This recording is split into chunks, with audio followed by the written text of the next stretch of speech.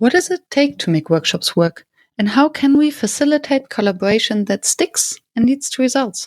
My name is Miriam Hartness, and with the Workshops Work podcast, I am on the mission to find the magic ingredients that make workshops work. Today with me on the show is Sarah Budd, and we dive deep into a mind-blowing conversation about leadership, facilitative leadership, and the reasons for leadership cosplay. Why are leaders taking on different costumes, different personas? What is the cost? What is the benefit? And where does it come from? So lean back and enjoy the conversation. And don't forget to scroll down to the show notes to find more information about my guest and to subscribe to the show if you like it. Thank you for listening. Hello, Sarah. Welcome to the show. Hello, thank you. I am very excited about this conversation. Me too. It was Elise who connected us, who has been on the podcast and I've known for years. And it was the old leadership archetypes. I think that was the key word that she threw in. I was like, ooh. Oh, that makes me laugh. Yeah. That's great. Oh. And our exploration call could have been a podcast already. So now we're finally ready to share it with the audience. That's right. That's right. I'm so curious what we're going to talk about today. Yes. And before we are getting there, always kick it off with the same question. When did you start calling yourself a facilitator? And actually, do you? Yeah. I love that question. And I was thinking about it. And probably 10, 12 years ago, I was a stay-at-home mom for 13 years. And then as I started to get back into work and into thinking about what might be, I started looking at what's out there. And I discovered the word facilitator. And I was like, oh, that's what I do. I didn't know that was a thing. And so I kind of started using that word in some senses then as I was exploring kind of the industry of organization psychology, leadership psychology, all the things. And it's interesting, as I was thinking about it, I was realizing I don't use it so much as a noun, as a verb. Right. So I come with a facilitative approach to any work that I do, but I don't necessarily label myself as a facilitator, if that makes sense. Yeah. And I think that most of my podcast guests, that's how they identify that, maybe not a capital F facilitator. Yeah. People who facilitate as part of their work. And part of it, I think, is that that's not a role that people go out and search to pay for. Right? As we're trying to market ourselves and what we do, we have to focus on a different aspect of our identity. And that's the approach that we're bringing in. Yeah, that's true. And I just recently spoke to a colleague that very often a group doesn't notice the value of facilitation because it remains almost invisible. Or magically everything went perfectly.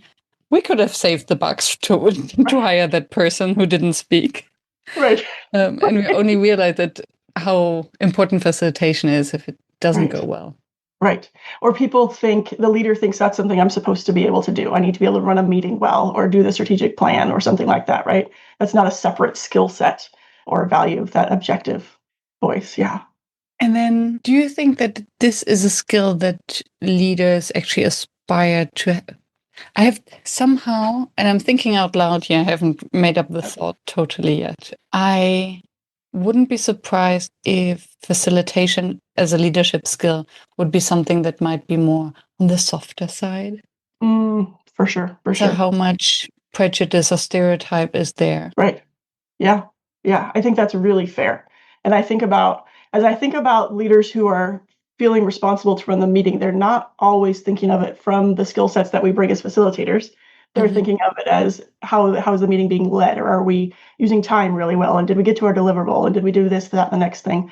And it feels like a luxury expense more than a business critical, this is how we do our best work role or position. Yeah. Which I think is one of the challenges we have as facilitators, right, is to close that gap between, no, this isn't luxury. This is how we do work, right? This is how the business moves forward.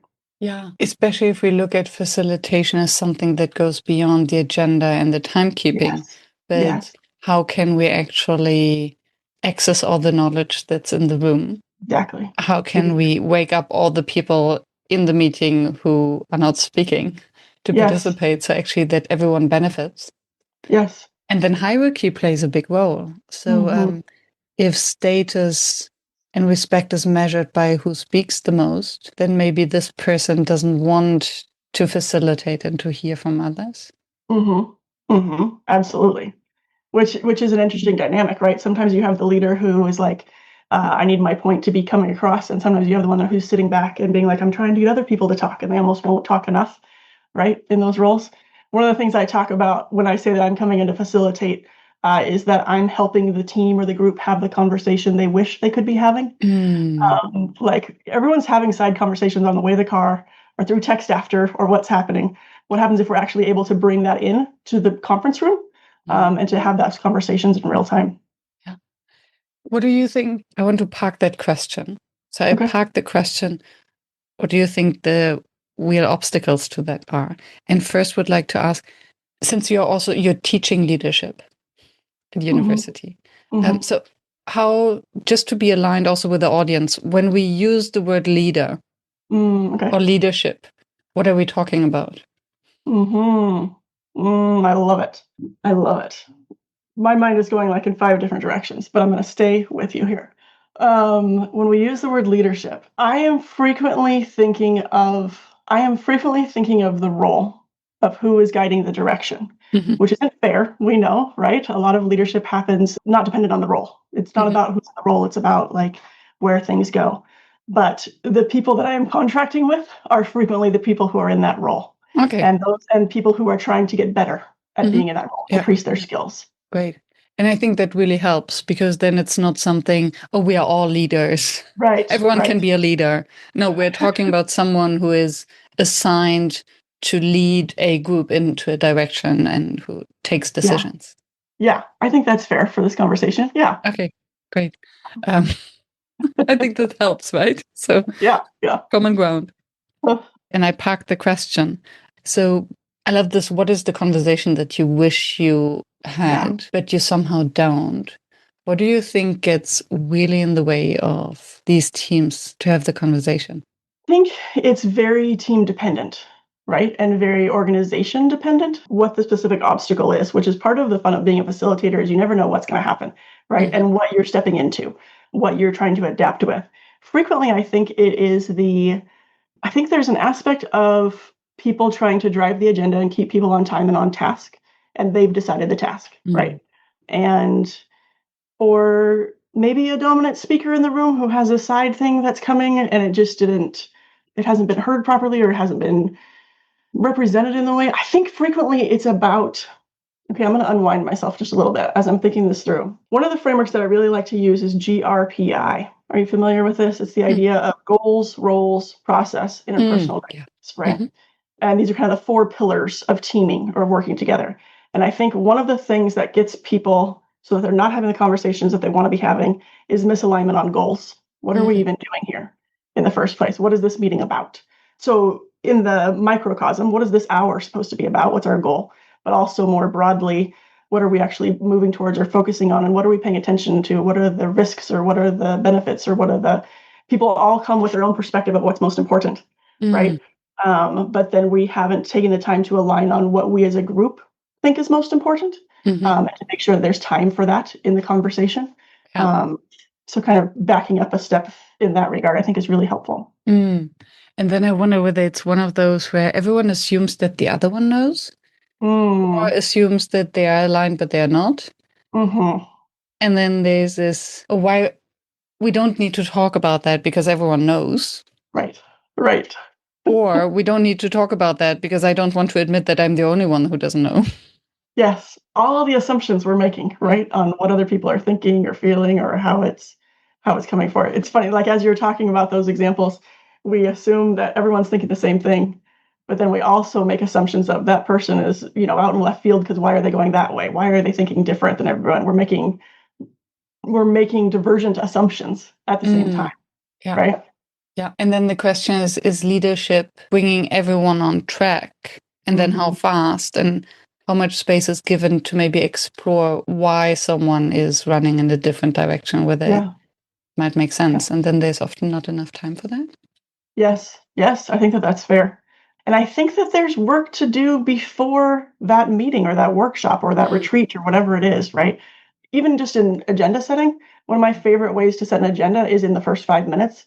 These are the things I think are most important. Who else has things we need to add? And what order should we be going in? Right?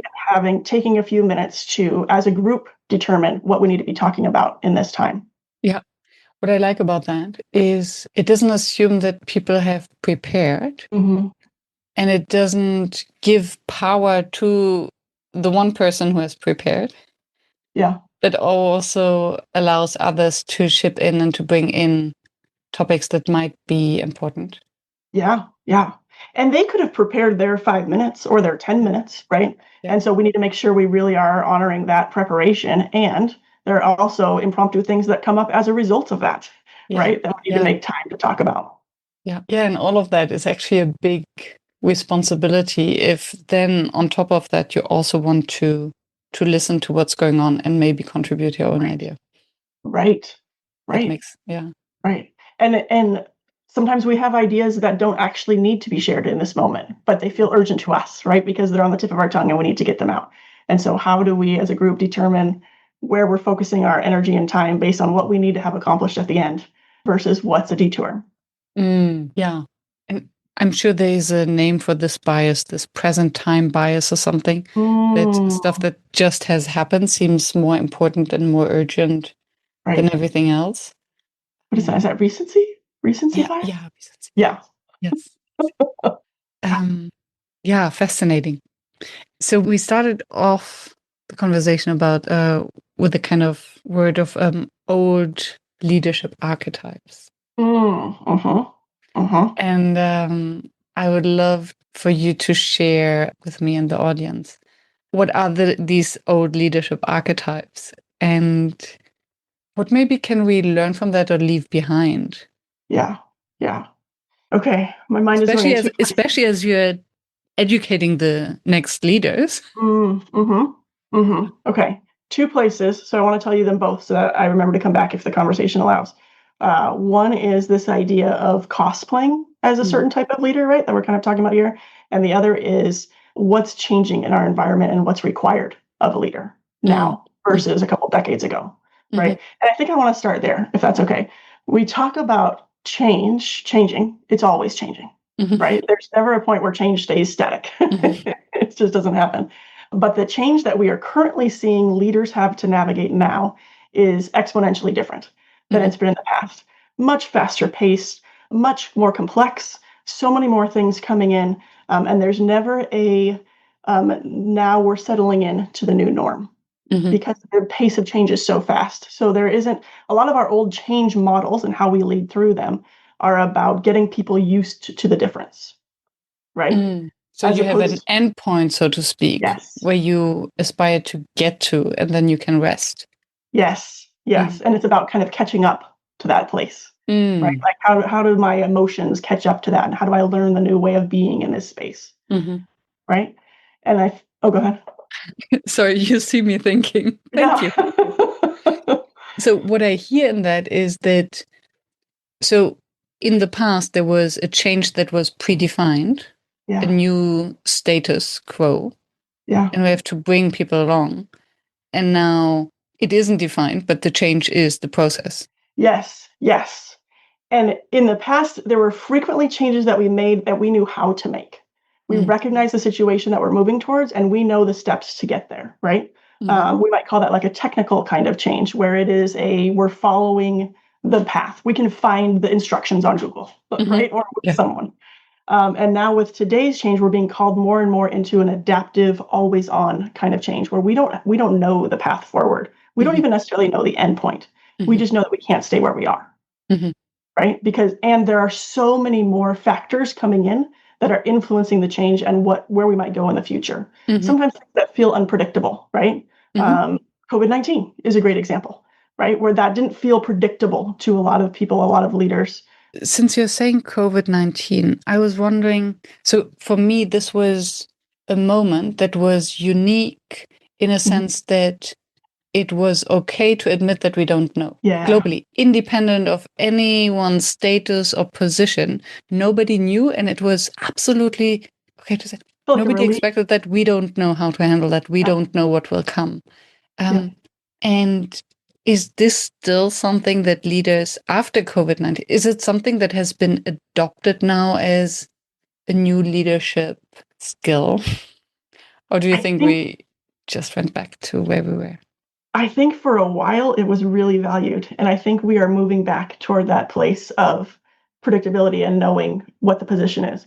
I also think it felt like a relief, right? Where we're all figuring this out. It's not going the way we planned and it's okay, right? And there were a lot of organizations that shut down as a result. And that knowing that this is now part of the tapestry of what can happen makes us want to be prepared for something similar going forward, where it could be something completely unexpected, but we're prepared for something completely unexpected. And we have an ability to pivot no matter what that unexpected thing could be. Is that right? Yeah. And is this even reachable, or is it just a utopic vision of leadership? That's a great question. I think part of how, and this is what's different about what's being expected of leaders now, right? Is that we can pivot, we can handle whatever is unexpected because we are not leaning on our own technical ways of doing things. We're developing our skills of adaptability, of figuring things out together, of how do we work in a much more complex environment. We can't necessarily have the same hierarchical, almost gatekeeping of decisions because they're slower. Right? We need to have a more agile, rapidly moving, responsive kind of leadership model without abandoning the structure that a hierarchy can bring. We're kind of doing both. And Cotter just put out a new book on change. Actually, it was probably 5 or 6 years ago, but he talks about this kind of dual approach to leadership, which I think that's where things are moving. So in the past, there's kind of an archetype of the leader as the steady, knowing person. They set the vision, we listen to them, they move forward, right? And now it's much more about how you facilitate adaptability and responsiveness in the organization as a whole. And that kind of vision, I think. And how do leaders deal with that change? Because one is pretty much in control. Yeah. And the other one is surrendering to the lack of control and gaining status from that. Yeah. But I think that it can absolutely feel like that. And I think that control is looking different as we realize that in the level of complexity, rapid pace, and just the environment we live in, that kind of old control is just an illusion. Like that's not actually holdable, right? I mean, it's the sand slipping through your fingers. You think you've got it, but then there's nothing there, right? And that this way of you are leading others through the figuring out, through the challenge, through the what are we holding still? What are our decision-making criteria that are applicable in any situation? We haven't exactly planned this scenario, and this scenario. We know how we will respond broadly based on the values that we have, or based on our skill sets, or based on what we're happening. It's a different, it's guidance more than control, right? Facilitation, yeah. I do think leaders are becoming more facilitators than the top down. And do we observe that in reality? Because what my hypothesis would be, my wild hypothesis, I would be curious what you think about that, is that there are people who grew through the hierarchy to become the leaders in old models. And so through the old kind of archetype of, okay, I'm in control, I'm knowledgeable, I'm maybe a technical expert. And now things are changing and they have to admit that they don't know. They have to be more facilitative. They have to learn all these skills that were maybe never required. So now a new generation of employees are coming in expecting that.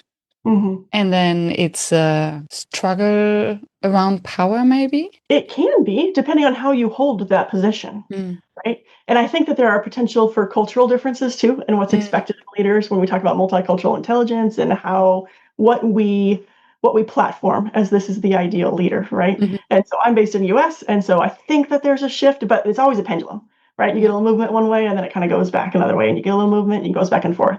So there's always both. And to your point about power struggle, I think it matters quite a bit how it's framed, right? How the leader feels about that approach themselves, and then how that's represented to the group. and what kind of, I don't want to say freedom, but what the authorization is of everyone else, right? And what authorization remains with whoever that leader is and their approach. And all of that is organization specific, I think, based on where they are in their organizational life cycle. Are they trying to retain market share, or are they in rapid growth, right? Are they trying to kind of keep what's already established and just maintain versus let's innovate and let's go somewhere else? But I think that how the leader feels about that sense of power, or that sense of what their role actually is, makes a really, really big difference, right? Which kind of connects over to this idea of cosplay that we were talking about a minute ago. Can I connect us there? Yes, please. Yeah. So I have this theory around the idea that we are frequently cosplaying as leaders. Cosplaying meaning you're kind of putting on a costume and pretending to be someone else, right?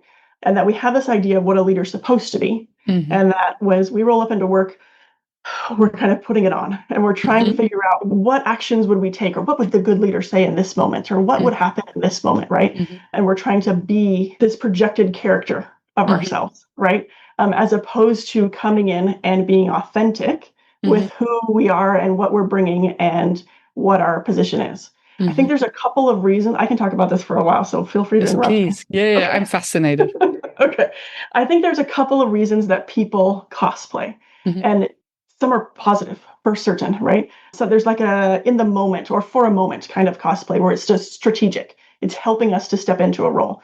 Think Beyoncé and Sasha Fierce, right? She takes on this kind of persona while she's performing, and then she sets it down when she's done. This helps her access what she needs to be able to do that work. Yeah. Love it. I think there's this other version where we feel like it's ongoing and it's never ending, and it exhausts us because this is the only acceptable version of us. Because we're hiding parts instead of enhancing parts. Yes. We're trying to fit into something, right? Yeah. Sometimes that's a dominant culture where it could be race-based. It could be, sure, I love golf, right? Or it could be, there's just something about us where we're trying to fit into this dominant space in some way. It can also be because we haven't yet developed our own point of view of what leadership means in this space, or how I am as a leader, or what's important as a leader. We're taking what we've learned maybe by reading biographies, or maybe going to leadership classes, and we're like, this is what we're supposed to do, so this is what I'm about to do. Or what we learned from the leaders we had, or the previous manager, or the CEO. Yes. That's where then the culture comes in.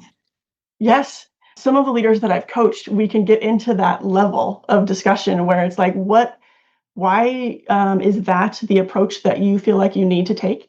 Sometimes when we say, why is that, right, it becomes like a defensive question, and it's not a defensive question, but it's like telling about what makes you think that. And they're tracing it back to, well, that's the way my grandfather was, or that's the way my father was. We take an early leadership, we almost archetype them, right? As this is the way that it's supposed to be. And so some of the work that I'm doing is on sorting through kind of the questions and the work to determine your own point of view about what's important to you as you're leading a group, and what are you trying to provide. So I have a workbook about free yourself from leadership cosplay. I have a deck, which is just like a question of the day kind of thing that helps you just kind of, get your mind in where you want to come in the space that you're entering. And I think that is especially for people that are in a new role. It doesn't necessarily have to be they're a new leader, but it's in a new role. Because there's a big change from middle management to senior management to executive leadership, right? And how that shows up. Being very clear on how you are entering that space, and how you being intentional about how you enter that space and making decisions as opposed to being reactive, right? Yeah, that's fascinating. And I would love to you gave a few examples of where the archetypes come from, and the different sorts of cosplay. And I wonder when it becomes too late. Okay? So maybe we can start with, so how do we actually do the choices? And then as we enter, I think there is this moment, how much freedom, how much autonomy do we have as a leader to actually choose for our own authentic self? And then I can imagine that a little bit of costume as we start feels safe until it becomes our new face, and then we burn out. Yeah. The fake it till you make it idea. Yeah. Right. Or Yeah, maybe fake it until you make it, and then you realize that now I'm making something that I never wanted to make. So it's Exactly. only fake Exactly. left. Right. Right. Yeah. Yeah, so maybe we can start at the beginning and then work our way towards Okay. Okay. what Tell me it's. about too late, when it's too late. What are you thinking of there? I'm thinking of golf. Oh, of course I love golf. Mm. Oh, of course I love to wear the suit to work and to speak in a certain lingo and to belong to certain business Mhm. clubs. Mhm. Um, and I would hide that actually I come home and I listen to hip hop Yeah.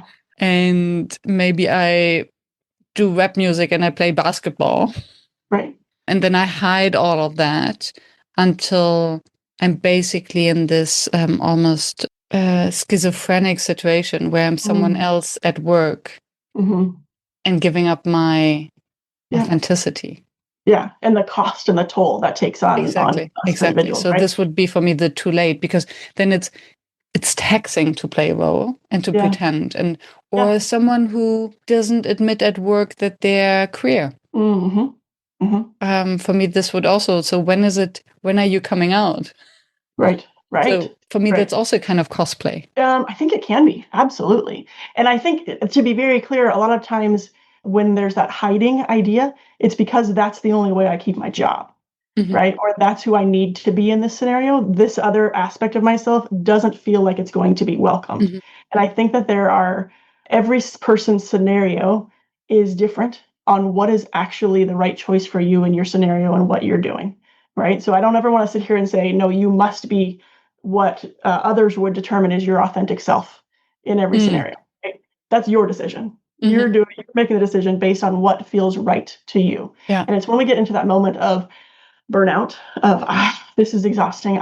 This drives me not bonkers, right? This tires me out, and it's not worth it. Yeah. That I think we start examining okay, how do I show up in a way that feels, I think the word authentic is almost overused, right? But in a way that feels authentic to Hmm. me and that doesn't make me feel exhausted at Yeah. the end. And And sometimes it means that there are difficult conversations of, you know what, Bob, I actually don't love golf. Here's the thing I do love. Do you want to do that instead? Right? Or just looking for those opportunities to kind of insert more of yourself. And I think it's very important to acknowledge that we are often different people in different scenarios, and that's not a bad thing, yeah. right? And maybe we can double click on the word authentic Yes, yes. because Okay. I recently had a conversation with a group of executives in a workshop where we spoke about psychological safety, Mm-hmm. and then authenticity came up and how vulnerable it is to be authentic Yeah. because authenticity is not I read this article that leaders should be strategically authentic Oh. and I almost jumped into the screen to shake the shake the author because I got so angry. I'm like, strategic authenticity, what the heck? Uh-huh. Because then for me authenticity is when it's not to be the worst part of our character when we don't know how to behave, Mm. not to jump Mm-hmm. through the screen. Um, Mm-hmm. but the admitting that we're human. Yeah. Yeah. I think the self-aware, the Yeah. Yeah. I think for me, it's very important to distinguish transparency from authenticity. mm, So transparency meaning you can see all the way through me and there's nothing that I'm keeping for myself or that I keep for my relationship or for whatever, right? Authentic being I'm not pretending to do what will make you happy, mm, yes, right? people pleasing is Yeah. Yeah. inauthentic. Yeah, Which for some people, depending on where they are in their kind of form of mind, people pleasing is being authentic. This is how I know to navigate the world. yeah, and then it's what are the masks we're actually wearing to protect Right. our wounds? Right. So because many are inauthentic because they're traumatized and then they don't even know that Right. they're inauthentic. Right. I Um, mean, that's very authentic to them. Like, this yeah. is the way I've learned to be safe, quote Hmm. unquote, in the world is to know who I'm talking to and to be who that person needs me to be. Yeah. That is authentic for me, right? That is how I know how to navigate the world. And Yeah. there's potential, right, for them to, do therapy and to discover creative things and whatever. But that's not fair for us to expect of others, right? Yes, and it's not on us to judge, oh, you're being inauthentic Exactly. because Exactly. if putting down the mask would mean not feeling safe in the world. Right, right. So I like to think of authenticity as it didn't wear me out at the end because I was pulling something back that just felt painful to pull back. Yeah, or it was the least costly, because I think people pleasing is also it can be the least also costly option. exhausting, but maybe less than being anxious. Right. And so it's some, I mean, I don't want to get on the bad list here, but in some ways that can be a strategic sense, right? Of how we show up into that space. Or it could be that in a space where you are very comfortable, you almost have a place of privilege where you know what to expect and what's going on, and you can show up in a different way. Your personality might look very different in that space than in a space where you're something brand new and you don't know what to expect and what are the norms and what's happening here, and you show up in a very different way. And this is, for me, this is both very authentic without being strategically authentic. Right. I think what bugs me, what bugs me with this strategic authenticity is it's suggested that asking people to be authentic means inviting them to show the full transparency of their bad character. And then me not having myself under control and behaving like a 5-year-old, for me, that's not authentic. That's immature. That's strategic, authentic. No, and then it would be strategically authentic to hide certain parts of your character. And for me, that's maturity. That has nothing to do with authenticity. I agree with you. And that's why I got so angry. Yes. And I think that can be a common misunderstanding, where authenticity is I say whatever came to my head because that's the authentic me. That's immature. Or neurotic or whatever. Emotionally dysregulated, right? Like that's not fair to offer to everyone, and this is me, right? Like we all have things that pop into our head that it does not make it the right thing to say or the path to continue on. Right. And I don't even want my partner to be this kind of authentic. I don't want to know everything that's going on in their mind. Right. Yeah. Yeah. Okay, good. I'm glad that we're on the same page. Okay, good. Kind of authenticity. And I do like your definition and description that, yes, the mask that we wear to protect ourselves is part of our authentic self. Yeah. Maybe not of our highest spiritual enlightened self. Right. But our authentic being. Right. I mean, we all have growth ahead of us, right? And who knows what next year I'll uncover that I was doing that wasn't serving me, right? And then I can kind of unpack, and this is actually more authentic to what is me. I think it's very unfair for us to judge other people's authenticity.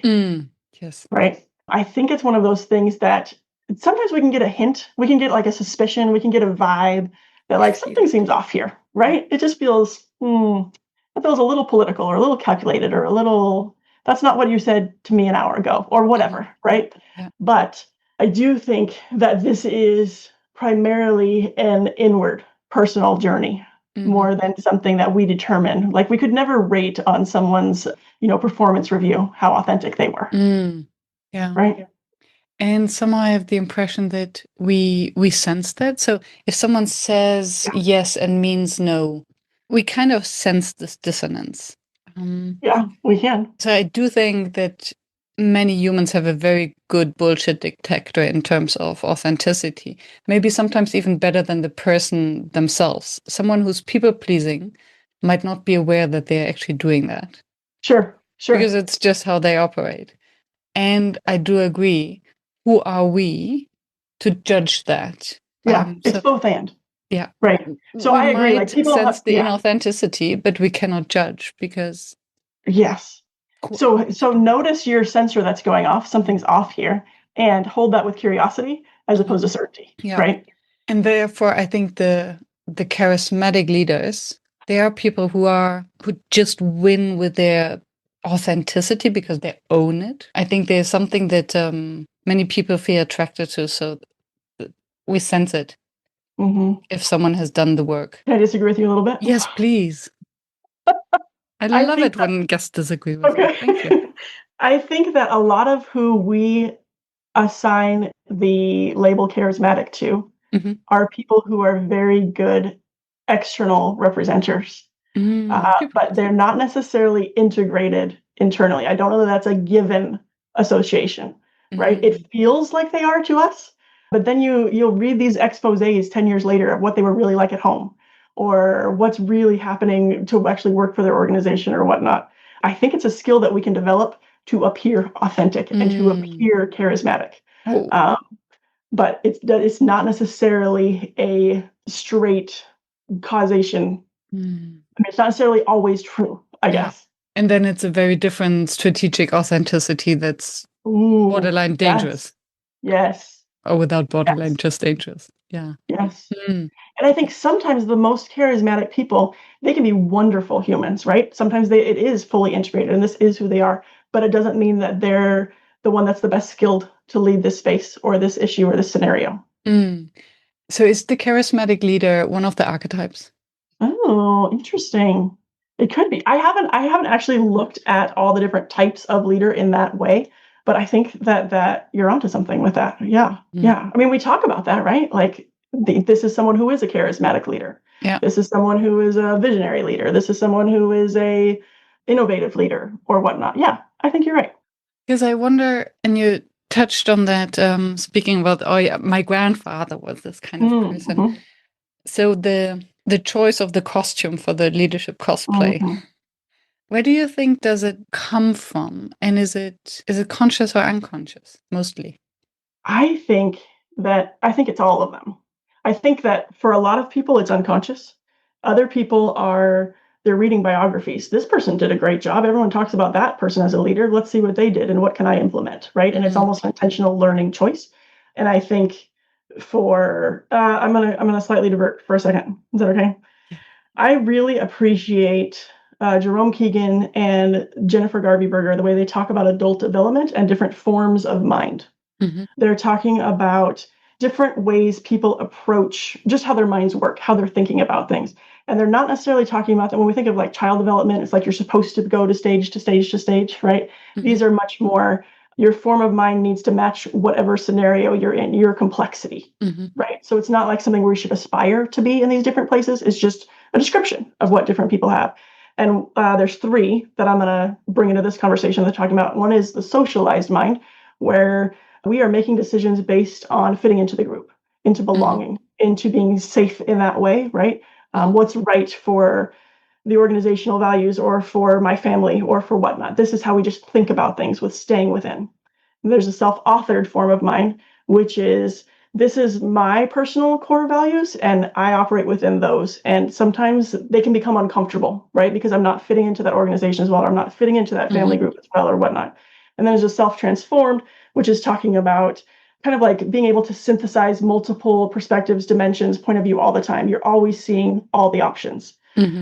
I think, now I'm losing myself a minute here, but I think that often if we're in a socialized place, that archetype that we're taking in is unconscious. It's more frequently just something that we've absorbed as this is what's right in this space. To satisfy the need for belonging. Yes. Yes. And this is how it's always been in my experience, and this is what's right and normal, right? And I think that we're in more of that self-authored frame of mind. We might be more intentionally seeking out what did others do and how do I apply that for me, right? Which is not to say that socialized wouldn't read biographies and take things in, right? Somebody who's celebrated in their space, of course, we're going to try to do things that they did. That's really successful here, right? Not a conscious thought, but that's just how we think. And in the self-authored, it's what am I pulling in? Or what are my influences and what decision am I making as a result of that? So a lot of kind of, I'm making it sound very intentional, and I don't know that it always is so much as it just feels integrated or it feels off in some way, right? And I think a lot of what we do in leadership development, especially as we're getting into senior level leadership or executive leadership, is moving people even deeper into that self-authored space. So it's less about the belonging and less about the cultural norms, cultural meaning the organization or your family or your microcultures, right? And more about what is your point of view and how are you leading this organization, right? What are you contributing personally? I feel like that's bringing things into your head. Yeah. What comes to my mind is then the integrity. Yeah. And then the leading with integrity, where it's also a clearer leadership in the sense that to give directions. If we're aligned with, if our actions are aligned with our values, that's how I understand integrity. people in any form of mind can have very high integrity, right? It's what we're basing what that integrity is on. So in a socialized form of mind, your integrity is within what is right in this group. The group decides what is right and what is not. Okay. And are we in integrity with that, right? Versus in self-authored, you're starting to move more into, I understand that this is the group that I'm living in, but for me, it just feels off in some way. What is my integrity? So the organizational context for both kinds of mindsets or leaders are very different. So I would think that there may be more hierarchical organizations, more maybe family traditions, more conservative organizations might expect their leaders to integrate the styles that is lived around them and to belong. Whereas maybe more progressive, don't want to call them modern, organizations would expect their leaders to find their own. It can be. And I want to be clear, like we're talking about this from a psychologist perspective, anthropologically almost. We're describing what's happening more than anyone being like, I think I'm in this form of mind, and so this is how I make my decisions, right? Or this is what we expect, right? So in that socialized, I mean, they're very, very successful, very senior, very executive leaders can be in that socialized place, absolutely. And you're going to hear things like, this is who we are. This is the way we've done it, right? This is what's right for us. This is how we're a part of this. And it can be in that self-authored frame of mind too, right? Very successful, very known, as top of the leaders as you go, or all the way throughout. And it can start to sound like, I know this is what's happened, but or the context that we're in, but I feel like for me, it's just really important this, right? And then they start to kind of spread that throughout the organization. A really firm belief in that this approach is the right approach. And other people, please come join me in that, right? There was one thing that you said that I wanted to come back to, and I'm losing it. Where were you ending with the hierarchical organizations? Hierarchical organizations. I've lost it. And how they accommodate leaders, or how leaders have to... and kind of what they expect from a leader, right? Yeah. And I think that yes. So sometimes we might think that a certain form of mind is what we're asking for in our leaders, but usually that only happens because that's where we are, and so we think that's where everyone should be. Right? Because we're not ever thinking about these different forms of mind and like what happens. That only happens when you go into doctorate, grad school, and you get nerding out on all this stuff, right? But just the way we live our lives, we usually think whatever my approach is the right approach, and we can assign a moral value to it. This is right, this is wrong, this is good, this is bad, right? The interesting thing for me is I love frameworks, I love typologies because it expands the options. We don't know what the options are beyond what we do, right? We kind of are like, this is the way it works, and other people are either weird or else I'm missing something they have, right? But now there's all these ways to be that make sense, and there's no moral value to it. There's no good or bad. It's just, there's different places people can be coming from. Whether we're talking about like a strengths orientation, right? Or which strengths people are leading with, or a form of mind, or I don't know, some people like MBTI or something like that, right? Just some kind of way to a framework, a scaffold that we build our understanding of the world on.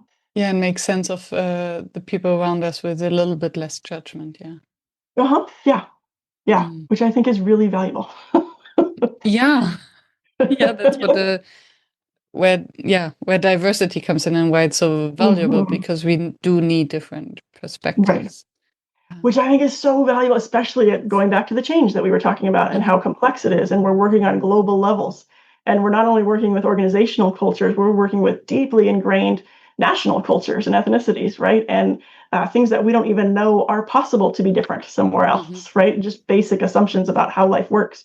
And the more that we're expanding our view of what can be different, right, the more able we are to navigate that multicultural interaction, to have intelligence, multicultural intelligence, right? Yeah.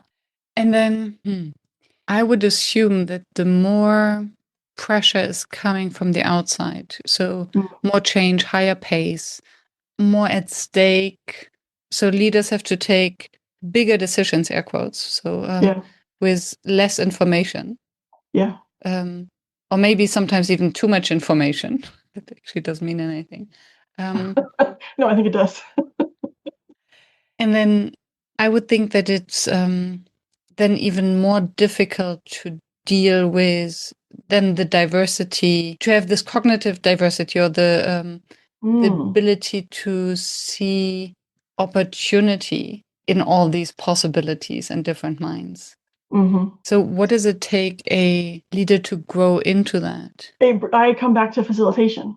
I think Mm, this is what we do as facilitators. When we enter a room and different people are interacting in different ways, and we're coming at it with a curiosity of what are they bringing and needing, what hmm is their perspective, what's important to them, hmm what's important to the group as a whole, right? Yeah.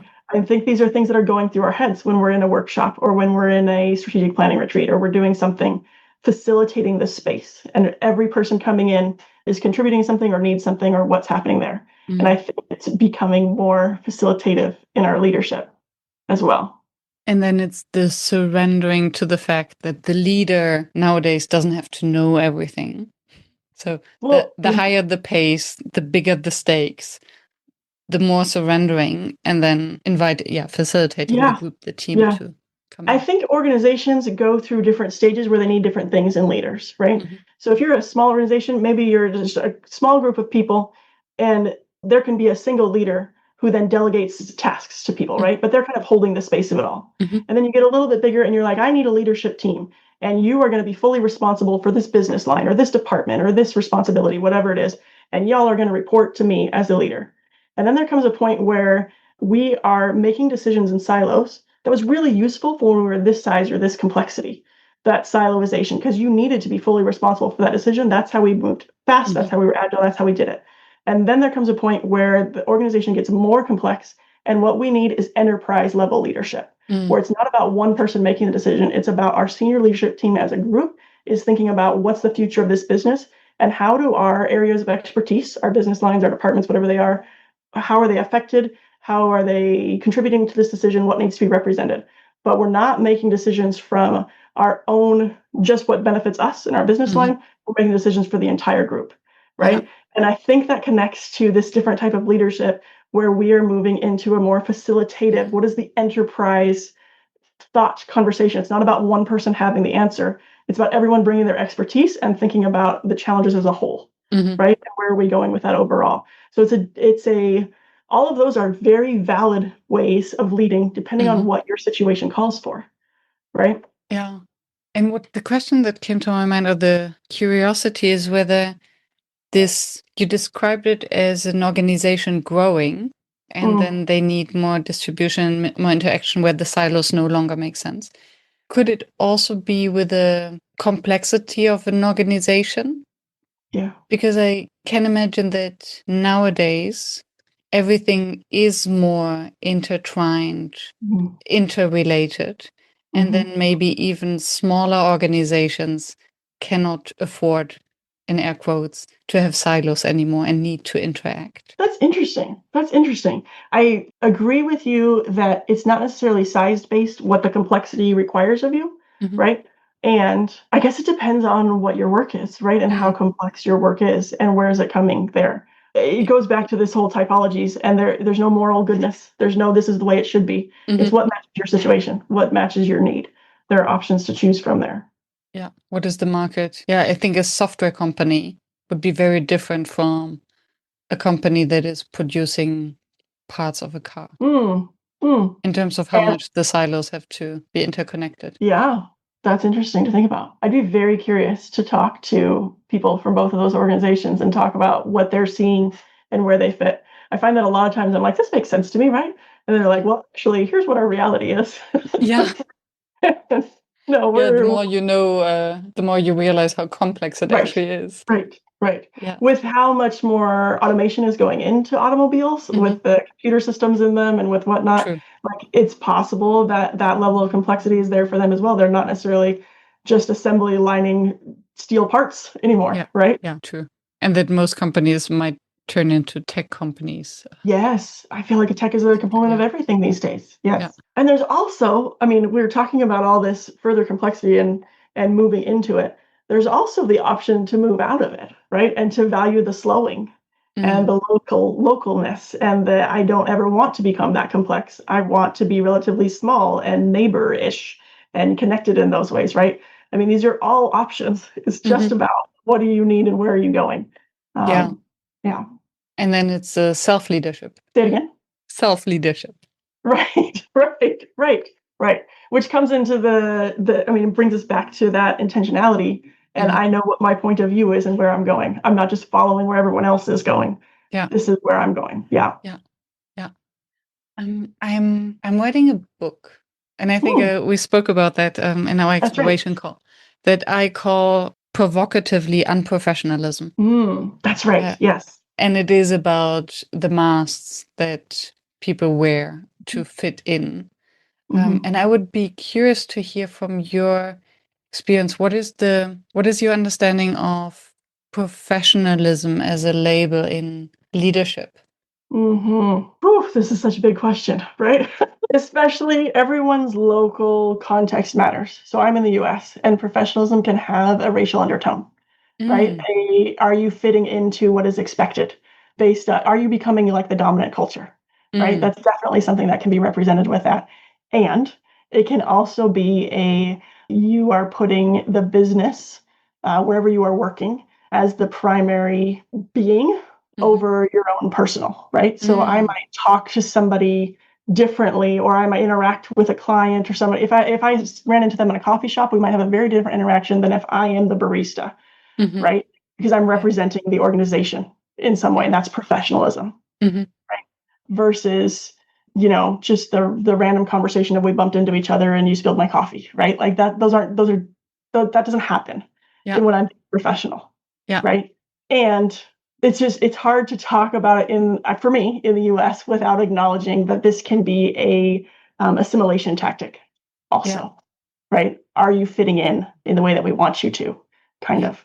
So my mind keeps ping-ponging back and forth between them, because acknowledging that while also, is it fair? I think it is very fair for an organization to have, you are representing us, and this is the way the organization should be represented, right? So it's kind of a both and tension in my mind all the time. Yeah. But I'm curious how you describe it. I love that. And it's actually it boils down actually to the tension where originally the concept of professionalism comes from having professionals who would value the well-being of their clients higher than their own well-being. So back from the Middle Ages, the professionals. So that was a title, someone who worked hard, and then an association, a guild would give them the stamp. Okay, you're a professional. Oh, nice. And that was part of their status. Is like, oh yes, my clients come first. And it has changed to something that is now the corporate professionalism, where companies wanted their employees to represent them at scale. So they didn't have time to really get every individual through apprenticeship. So it had to go faster. So, okay, let's treat an organization, a corporation, like an assembly line. And then professionalism indeed means fitting in, following the rules. And then nowadays, and that's where my curiosity for the book comes in, as what comes after that, because it doesn't seem to fit any longer, because it is the value of diversity. It is the dominant culture that is no longer working, right? Yeah. And then what is it that people are people still aspiring an outdated label? I think this would be my curiosity. I really love the history of that. I feel like that's something I love, hearing the historical context of how things came to be. I feel like it's so useful, and it's something I don't always search out, but I think it's so useful when it's there. That's awesome. Yeah, I kind of fell into that and started to dig on, like, what is it actually about? And then wonder, what is it that people, and then we're back to the cosplay. What are people pretending to be in order to earn the label? And then the role of AI and the role of knowing and knowledge in leadership. What do you think is the impact of AI as a technology suddenly knowledge is available almost at no cost. Yeah. It'll be fascinating to see whatever I say right now, what happens a week from now, 2 weeks from now, a month from now, and how that perspective changes, right? Because one of the things AI brings us is the constant change. One of the things Back to the change you mentioned in the beginning. Yeah. One of the things that I noticed with AI and that knowledge is freely available to anyone, right? There is no that level of expertise. It just feels like you just have to write the right prompt and you can get it, right?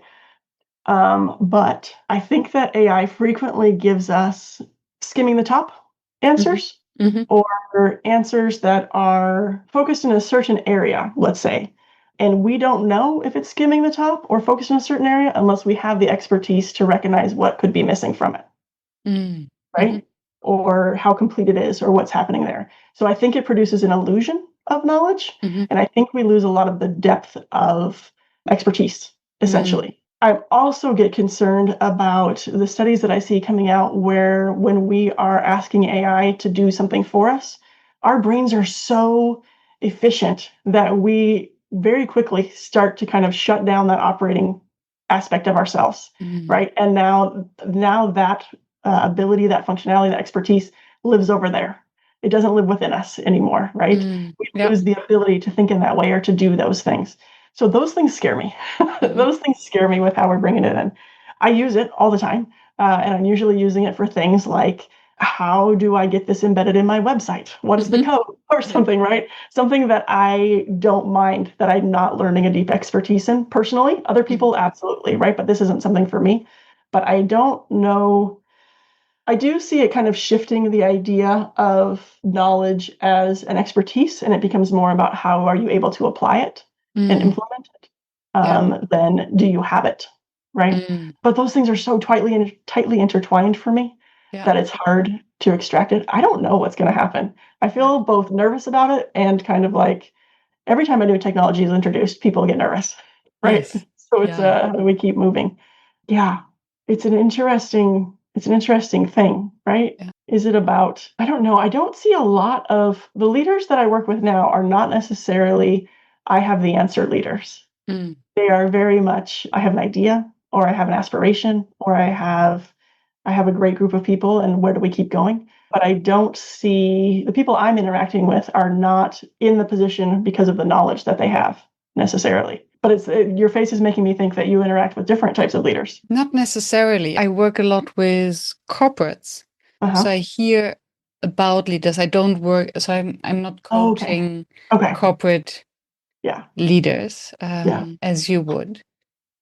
So, and then I wonder whether the teams that are speaking about their leaders, are they the same leaders that then on the other side of the table are the aspiring leaders, those who ask questions and then confronted with the team, we're all humans. Right. And communication fails and breaks down and we don't even know. Yeah. And they were just in the group meeting where they're all figuring out together. And then when they go talk to their team, it makes it sound like they knew, right? They knew the answer. Here's where it is, right? Yeah. The perception of that. Fascinating. Super interesting. What do you think about AI? What do you think about AI and facilitation and leadership and all of it? Similar, I think what makes me nervous is that the moment we have infinite data, we can basically connect everything with everything and we can find an answer or we can justify anything. I'm thinking of my of research projects, right? Empirical research projects where my statistics professor said at some point, I don't trust any statistic that I haven't faked myself, right? And then the data mining. Right? Yeah. You just crunch the data as long as you find whatever supports your hypothesis. And the more data you have, the higher the probability that you'll find something that will support your hypothesis. And then it's worthless, basically. So going this back is to something too much that... information. Going back to that too much information comment you made there. Yeah. And then if we rely on that, then how can we manipulate it? Or are we taking the wrong path because of that? And then where's the critical thinking that you also mentioned? So we ask one question, we take the best answer because our brain became too lazy to actually dig deeper. Or if we don't know that we could, what what I love, I started working with AI, asking the question, and what else? Mm-hmm. It's Mm-hmm. beautiful. There's Yeah. so much more coming up. There's always more. There's Or always more. is that true? Are you sure? Right. Right. Yeah. My favorite question these days, in fact, I was just on typing before we started talking, was, are you being overly supportive, or are you adequately representing both the critiques and of what we're talking about? And it's hilarious. Like it'll start being like, oh, maybe I am being over supportive. And then you start to get in a cycle of wondering if it's just agreeing with you again. Right. Yeah. Oh, very interesting. Because I think that's the other thing that working too much with AI, especially with the newer models, they're so supportive. And oh, So supportive. Miriam, this idea is brilliant. And Always. then it's more, it's nicer to engage with AI because I get so Right. many compliments than with a podcast guest who starts to disagree with me. Right. Where are we? um, and then I think not to unlearn the joy of being in a debate and being intellectually challenged and being disagreed with. When you spoke, I was wondering, where you said, to what extent are we sure that we're just extracting the upper layer of the Yeah. knowledge and not going deeper? I wonder whether AI, if it's really efficient, it will assume that you're looking for the same information as the majority of the other users. So that's Mm-hmm. what you get. So Mm. unless you ask really precise questions, and for asking precise questions, you need to know a lot, Yeah. Yeah. you get the average. Yeah. And everything becomes the average. Mhm. There's no like, so we both facilitate, right? And Yeah. depending on what the client is looking for, they might prefer your facilitation or mine. But when we use the AI, everything just becomes the same, Yeah. right? It becomes the average of that. And then again, we're at this, if we are not authentic, whatever that means, Yeah. but try to fit in, try to live up to a certain image, then there won't be any difference. Whereas what makes us stand out is Right. this quirkiness, the edges, the Right. imperfection. The things that you uniquely see based on your perspective and your position, right? Yeah, And yeah, all that you bring. Yeah, yeah. exactly. And then Yeah. it's less important to have the million other perspectives. Yes, they Right. exist. It's great. And sometimes it's awesome to just have one lens. Yeah. Huh. Hmm. That's a good point. What remains your facilitation challenge? Whew. What remains my facilitation challenge? I mean, my mind goes a couple of places. It could be what's difficult for me, or it could be what's the next thing that I'm trying to learn, or it could Mm. be, If these are not the same thing? yeah, not necessarily. Mm.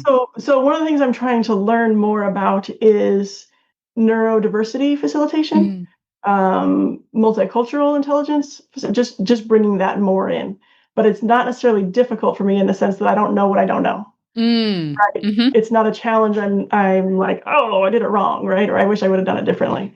And Um, before we get into the other one, because that's also interesting, what is it that you think you believe you would do differently or better if you yeah, had more knowledge or skill on neurodivergent facilitation yeah. or multicultural facilitation? I think that there are assumptions that I bring that are not necessarily universally shared, Mm. right? About what is the best way to dig into content, Mhm. or how we are interacting with authority in a Mm. certain space, or even the idea that everyone should have a voice in the conversation. That is culturally located, Mhm.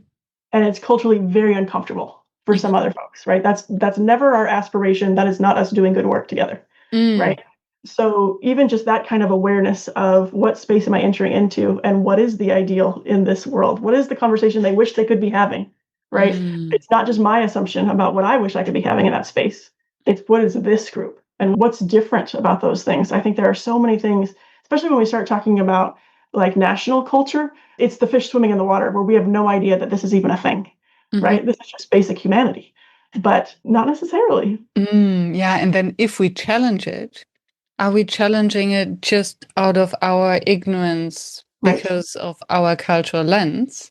right. For instance, yeah, I love your examples. Everyone should have a say, an Yeah, equal share. There are cultures where this is simply not true. right, And who right. are we to challenge that?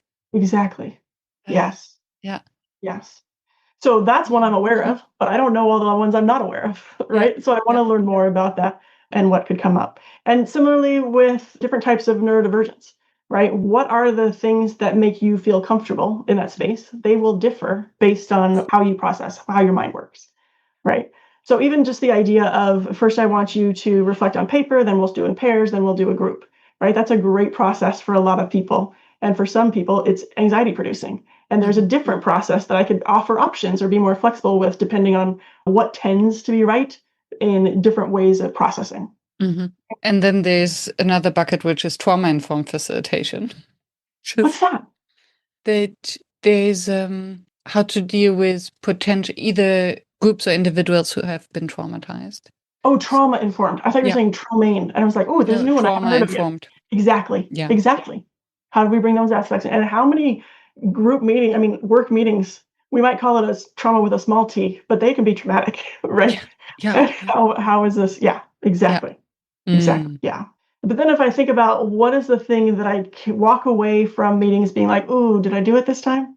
It is the holding the tension between who I've contracted with and their goals and the group as a whole, right? I know, like, whenever we talk facilitation, we're like, the entire room is our client, the entire room is our client. And I just find over and over in reality, yes, and who I contracted with they're almost equal clients, right? And I love that example so much because it was just last week I interviewed David. And for David, it was very clear there's one client, he contracted with this client, and the session is there to get to the goal of his client. Full stop. And I was fascinated because I thought the facilitator is there in service to the group. And then to again see that, there are different facilitators with different approaches. Different understandings. And then, Yeah. And for me, it's how do I know? I know this is always a tension. And so how am I preparing for it in my contracting, in how I'm interacting, in getting permission for this to be the approach, right? That that contracting leader is on board with that idea or what their role is going to be or how that works. But it's one of those things that for me is always a tension. And I never feel like I was right down the line this time I did it. It's always a thing. Yeah, because our stories come in.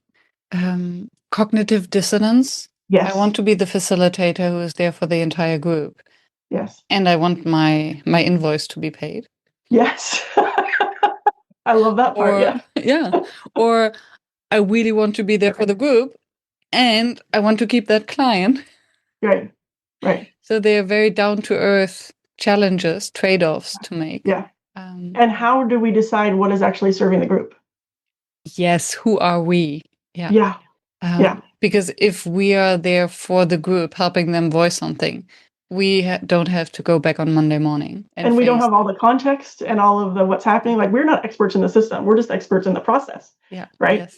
And so whose voice are we? There's always more context. There's always more information. Whose voice are we leaning into in that moment? And I don't know if this person just got into an argument with that leader, right? And that this isn't actually what desperately needs to be talked about. It's a personal issue or not, right? I have to trust the group and the person I've contracted with to a degree. That's a core part for me as we make those decisions. And they're not always equal. I feel like there's a little bit aspect of, it might be a naive desire of mine to feel like I've got that exactly right. It might be one of those things that is context and situationally dependent, right? Yeah. And what's right for this group. We before being live, we spoke about the episode that I recorded with the hot air balloon pilot. Yes. So Josie. And I found it fascinating that to hear from her in a very different context that the silent person knows how to take care of themselves. Whereas very often facilitators in a workshop space assume that the person who's silent is the most vulnerable. We need to help them have a voice, take care of them. We're the loudest, or they take care of themselves. But in the context of a hot air balloon, in 2,000 feet, the loudest is very often the person who's the most scared. And then suddenly, who tells us that we're right with our judgment whom to support and give a voice? Right. And how much does the context matter for that? So as the silent person knows how to take care of their fear in that scenario, Yes. right? But then they actually do need more help raising their voice in this group meeting, right? Yes. And what is, or how much fear is involved in this meeting? Is this them taking care of themselves, or is this feeling shut down? These are things that we can try to kind of get a sense of as the interaction goes on, but we're never 100% certain, right? I mean, there's the group is the expert in their dynamic in some way, and it becomes more of an invitation for us. I noticed this. What does that mean to y'all? Yeah. Right? And what we want to do about it. Yeah. And it just reminds me how important it is to leave the ego outside, because it can feel so good to, I know exactly what you all need. Let me take care of you. No. And I feel like the minute we say, I know exactly what you all need, we just lost everybody. Yeah, of course. Everybody. Yeah. For me, that's one of the most important skills that I continue to develop, is that this is not about me at all. Like there's nothing here where that's what being professional in that context is, that I take nothing personally, and there's no ego involved here. And I could be completely wrong, and somebody correcting me is serving the group, and that's what I'm here for. So I celebrate that. Right. Yeah. Oh, that's so much. Thank you. Yeah. Fun conversation. Yeah. One more question. Yeah. What advice would you give your younger self? What advice would I give my younger self? It's so hard to know. I love that question, and I love asking people that question. And it's hard for me because I value each of the growth steps, right? Like I don't want to skip any of them along the way. But it would probably be something about that. It's not personal. Nothing here is personal, right? The work that I'm here to help bring is in service to the group, and it doesn't need to be coming from me, right? The benefit or the value. It's more about creating that space for that work to happen. And I would love if I knew earlier all of the different ways of being, right? And all of the possibilities of like this idea that this is the right way to do something. I think that can kind of take me a while to set down, right? And I would love if I knew that earlier, that there are so many rights, and it needs to match your situation, your context, and without going into the full postmodern, right? Like there is no right. Yeah. I'm not necessarily going there so much, but there are so many rights. It's not a binary. Especially when it comes to personal choice. Yes. So it's not the world to be right, or that they multiple truths. Yeah. No, very often they're not. But for us, And sometimes they are, but it's very clear. So there are multiple cultures that have different views on what is morally acceptable or preferred, right? Yes. And they can be completely opposite. Yes. And so while we might say that there is not a static universal, there is still a very culturally specific right or wrong, right? Or a way forward. I think that I would love if I thought about that earlier. Yeah. Thank you so much, Sarah. Oh, my pleasure. This was fun. I loved the conversation. I leave with lots of food for thought. Me too. And I would like to thank you for holding all these threads in your mind and picking them up as we spoke when I got lost in all my shiny objects. I want to know about this, and I want to know about that. Oh, let's come back to this thread. That's the way our minds work. That's the way, yes. Highly appreciate it. Fun. Thank you so much. My pleasure. If the audience want to find you, I put your contacts and website in the show notes. Yep. I'm really present on LinkedIn as well. That's a great place. Thank you. Thank you for staying tuned and for listening until the very end. I hope that you found the inspiration and the wisdom that you are looking for. And I hope that you will subscribe to the show so that you never miss any of the interviews with another inspiring facilitator from across the world. I'm devoted to continue this podcast and to deliver weekly an episode that maintains the quality that you expect and you deserve. And if you would like to help me to maintain this quality and to keep the podcast free, please help us. Visit workshops.work/support to make a small donation to keep the podcast free. Thank you so much. I hope to be in your ears next week.